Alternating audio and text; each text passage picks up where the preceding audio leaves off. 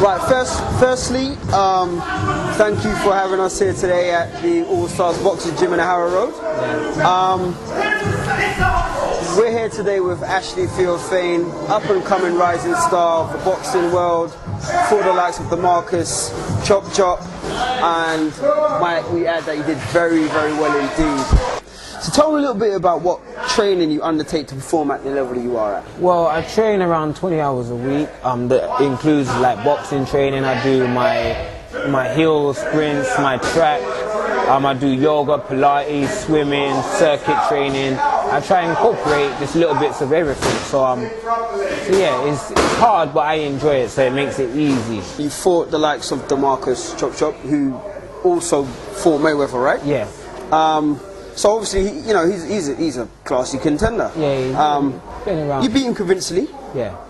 How do you think a bout with Amir Khan will go down with you?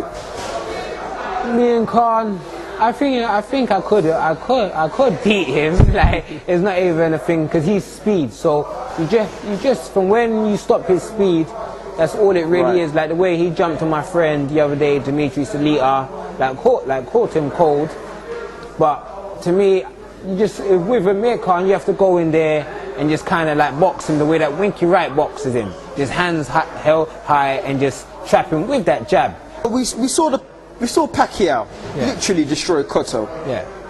And then we saw, obviously prior to that, we saw Pretty Boy Mayweather annihilate Marquez. Yeah. It seems like the two are destined to meet in 2010. Yeah.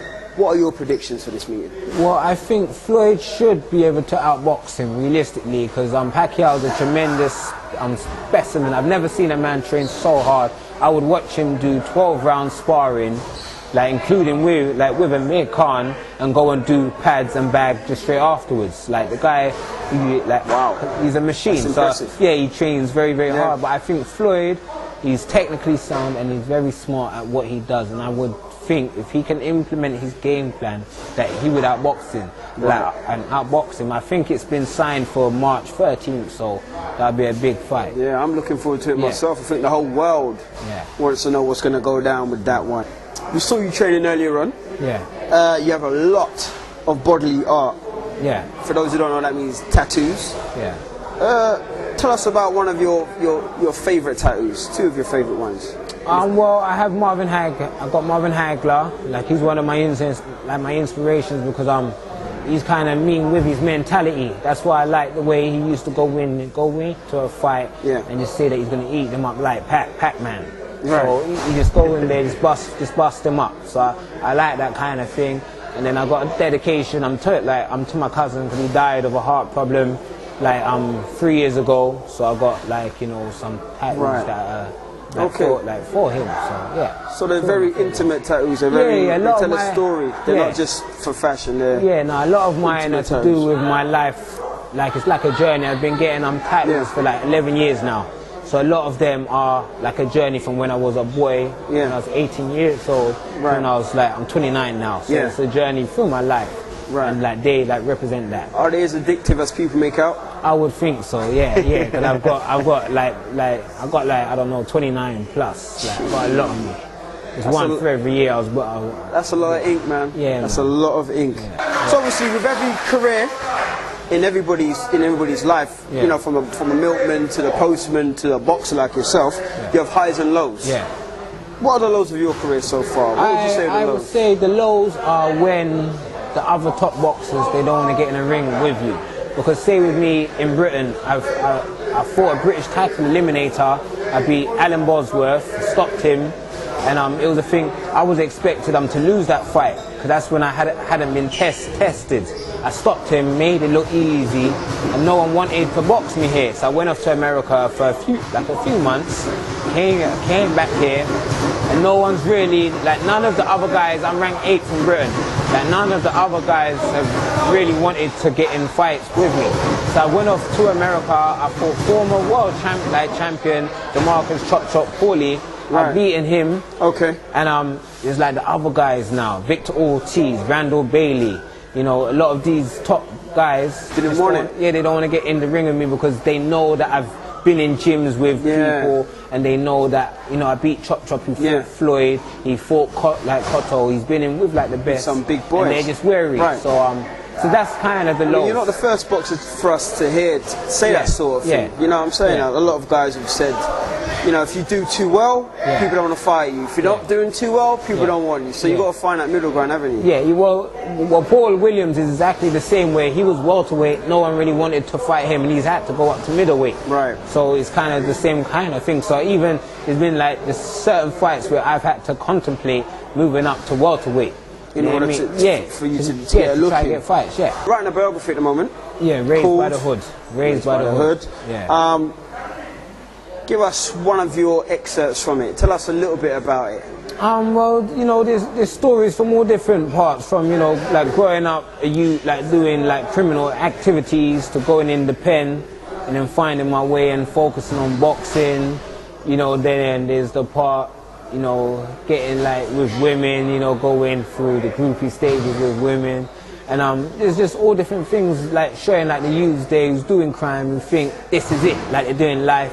Like life is about crime, like there's options there. Yeah. You know what I mean? Like life is to live in, and you can do what you want to do. You just got to put the hard work in. So that's right. So yeah, so the book is just kind of a thing showing like a youth, like my mum and dad split up when I was young, like 10 years old, and like not really having a man there. My dad was there when I was bad in school, but not waking up and seeing your pops. Okay. And I think a lot of like black guys go through that. So I think it's a good book for, you know. It's a good book. It's a good book for anybody to read, really. Yeah. Anybody. You don't have to be into boxing. It's literally. Is it at all about boxing? To tell you the truth, there's not even a lot about boxing. I've had people who've read a few chapters, and they've even said there's nothing about your boxing here. Yeah. So there's the first like 10 chapters. There's not really this mention of me doing boxing. Of course. But there's not a lot of boxing in it. Yeah. You know what I mean? So there's a lot of things I've been through, and yeah. Okay. All right. Good. Well, hopefully when that's completed, Silverback magazine will definitely be copying one of those. Yeah. Copying means buying one of those, for those who don't understand. And we'll definitely be pushing it out there for you. Yeah. You've also got a calendar called Hood Star calendar? It's Hood Star and Hood Twins 2010 calendar. 2010 calendar. Yeah. What is that in aid of? Well, it's in aid of the Cancer Research UK, the British Heart Foundation, and All Stars Boxing Club. So the proceeds, all profits go to the three charities. Right. And it's just trying to help these charities just make some more money. Right. You know what I mean? Because they're three important causes. I mean, I couldn't help but notice there were some very colourful ladies, so to speak, on the calendar. So for you guys out there, I mean, this is a very, very interesting, I mean, for some of you ladies as well, I don't know, very interesting calendar to take a look at, and it's obviously for a good cause.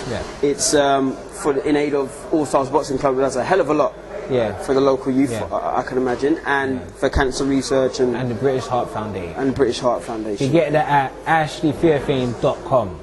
Right, so that's ashleytheophane.com. Yeah. Yep. Right. So besides boxing, how do you spend your free time, Ashley? What can we see Ashley doing on the weekend?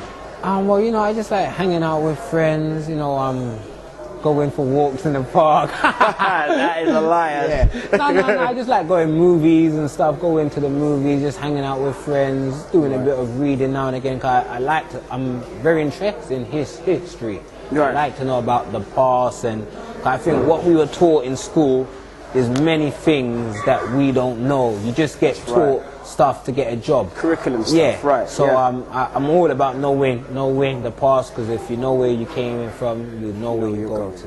Right. So you know what I mean? So that's, right. And when was the last time you had McDonald's? Boy, that was a long time ago. I think that was New York, so that was 2008. 2008. Obviously a boxer doesn't eat that kind of stuff, so we got to ask these questions sometimes.